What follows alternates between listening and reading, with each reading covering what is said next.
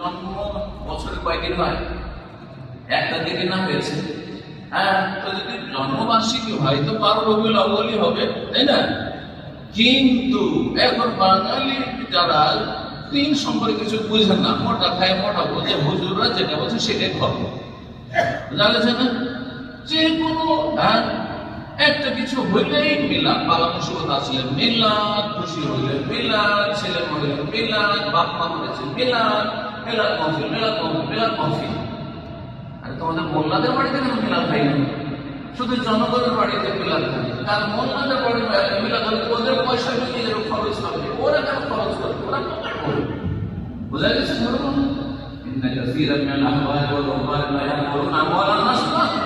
অনেক ধর্মগুরুরা আছে, আল্লাহ বলছে সতর্ক সাবধান।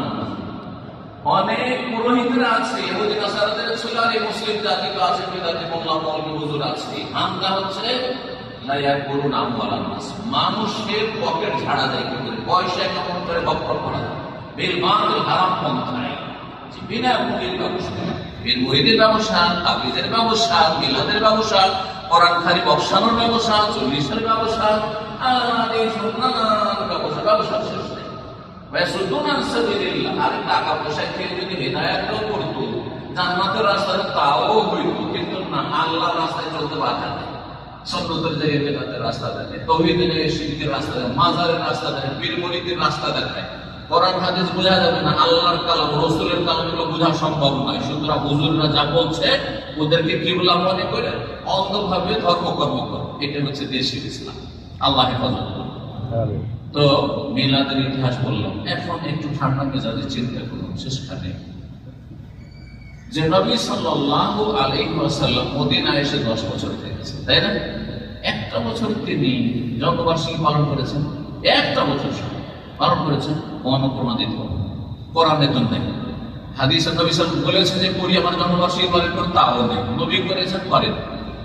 সাহাবায়ে কেরামদের জামানে খোলাফায়ে রাশিদিনের শাসন আমলটি নবীর পরে সবচেয়ে উত্তম যুগ, সবচেয়ে সম্মান খেলাফতে রাশিদ, মানে একবারে সেম নবী সাল্লাল্লাহু যেভাবে দেশ পরিচালনা করেছেন 10 বছর, সেইভাবে আবু বকর, ওমর, ওসমান, আলী এই খেলাফত পদ্ধতি তারা চালিয়েছেন 30 বছর, তাকে 40 হিজরি পর্যন্ত। আবু বকরের চাইতে বেশি কে রাসূলুল্লাহকে ভালোবাসেন?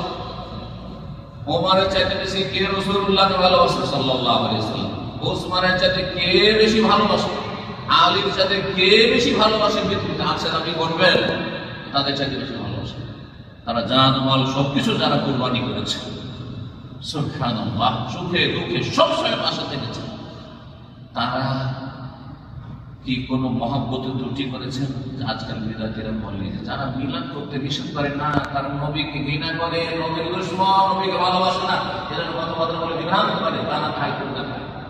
তাহলে এখন প্রমাণ করে যে এই 30 বছরে 4 খলিফা কমে 1 খলিফা একটা বছর করেছেন, একটা বছর মিলাদ পালন করেছেন বা করিয়েছেন, কিয়ামত পর্যন্ত প্রমাণ দিতে পারবেন না।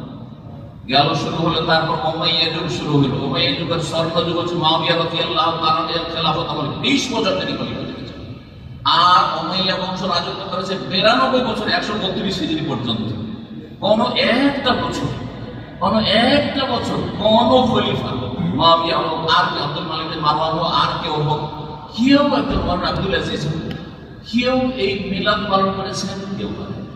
তারপরে আসলো আব্বাসী খেলাফতের যুগ, আসলো তারা 656 পর্যন্ত থাকলেন, 656 পর্যন্ত। তার মধ্যে 500 বছর পর্যন্ত, 6ষ্ঠ শতাব্দী পর্যন্ত কোন খলিফাই কাজ করে। তারপরে একজন আবু মুজাফফর কুবুরি, বিদাতি, মোল্লাদের সমর্থন, আর সে হচ্ছে জাহেল শাসক, আর সে এই কাজটি চালু করে, আর সেই কাজটিকে ধর্ম মনে করে বসে আছে। আপনার সামনে এখন চয়েস যে নবী সাল্লাল্লাহু আলাইহি আদর্শ নেব, আবু বকরের আদর্শ নেব, ওমর, ওসমান, আলীর আদর্শ নেব, স্বর্ণযুগের আদর্শ নেব, নাকি অন্য কারো পরে যেটা ধর্ম বাপদাদা থেকে পেয়েছি সেটা নেব?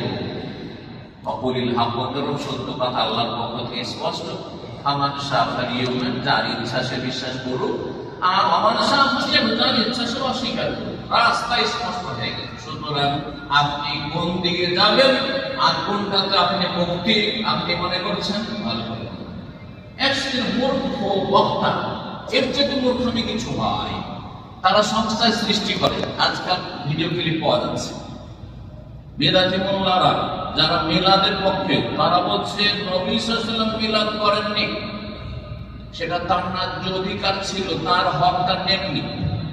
যেমন আপনি কারো বাড়ি মেহমান হয়ে গেছেন আর আপনার খুব সম্মান করছে আর আপনাকে ভালো কিছু আপ্যায়ন করছে, না এটা করতে হবে না, এটা করতে হবে না, এটা করতে দেবো না।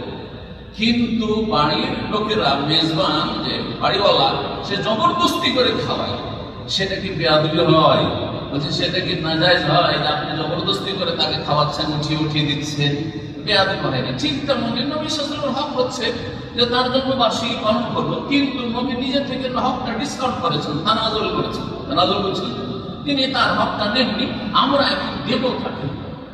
এই জন্য এক বিদাতি মোল্লা বলছে, বাংলাতে বলছে যে নবী সাল্লাল্লাহু আলাইহি ওয়াসাল্লাম যদি আমাদেরকে নিষেধও করতেন যে মিলাদ করিও না, তবুও করতাম। নিষেধও যদি করতেন তবুও মানতাম না, কি করতাম? তবুও করতাম মিলাদ। যেমন ভাই আমাকে দিয়েন না, আর গোস্ত দিয়েন না, আর মাছ দিয়েন না, খাবো না, তারপর চাপিয়ে দিচ্ছেন কিসের জন্য? অধিক সম্মানের। কিভাবে যুক্তি দিয়ে, ইবলিশি যুক্তি দিয়ে জাহান্নামের রাস্তা দেখাচ্ছে। আশ্চর্য হয়ে যাবে। ভালোবাসার দলিল এই নয় যে আপনি খেয়াল খুশি কাজ করবেন, যেটা পছন্দ লাগবে সেটা করবেন। ভালোবাসার দলিল প্রমাণ হচ্ছে কি জানেন? আল্লাহ কোরআনে কারীমে ইরশাদ করেছেন সূরা আলে ইমরানে, কুল হিদায়াতুল্লাহ ইন কুনতুম তুহিব্বুনাল্লাহ, তোমরা যদি আল্লাহকে ভালোবাসো, আল্লাহর ভালোবাসা সবচেয়ে বেশি। তারপরে কার ভালোবাসা? রাসূলুল্লাহর ভালোবাসা। যদি আল্লাহ রাসূলকে ভালোবাসো, তাহলে দলিল প্রমাণ মুখে দাবি করলে হবে আমি আল্লাহকে ভালোবাসি, রাসূলকে ভালোবাসি, আশিকে রাসূল, আশিকে ইলাহি বললে হবে না। ফাত্তাবিউনি, আমার অনুসরণ করো। তার নবীর ভালোবাসার প্রমাণ হচ্ছে প্রত্যেকটি ক্ষেত্রে নবীর তরিকা জানতে।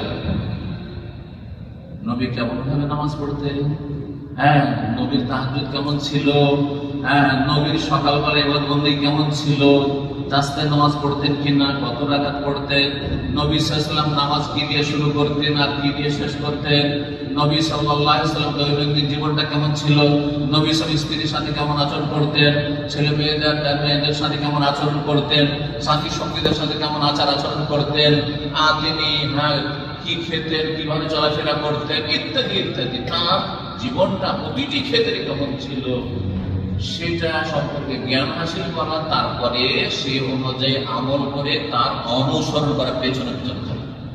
যে যাকে ভালোবাসে তার ফলোয়ার হয়। আচ্ছা দেখছেন না আজকে যে যারা সেলিব্রিটি, কি বলা হচ্ছে এদেরকে, হ্যাঁ, সোশ্যাল মিডিয়ায় যাদের অনেক লক্ষ লক্ষ ফ্যান আছে, মানে ভক্ত আছে, তারা কি করে? যারা খেলাধুলাকে পছন্দ করে, যাতে ফলোয়ার ওর মতো ওর চলাফেরা, ওর মতো তার স্টাইল, ওর মতো তার ফ্যাশন, যে যাকে ভালোবাসে তার তরিকার অনুসরণ করে, তার মতো জীবন গড়ে। সুতরাং আপনি যদি রাসূলুল্লাহ সাল্লাল্লাহু আলাইহি ওয়াসাল্লাম ভালোবাসেন, রাসূলুল্লাহ সাল্লাল্লাহু আলাইহি ওয়াসাল্লামের তরিকায় চলার চেষ্টা করবেন, তাহলে আল্লাহ তোমাদেরকে ভালোবাসবেন।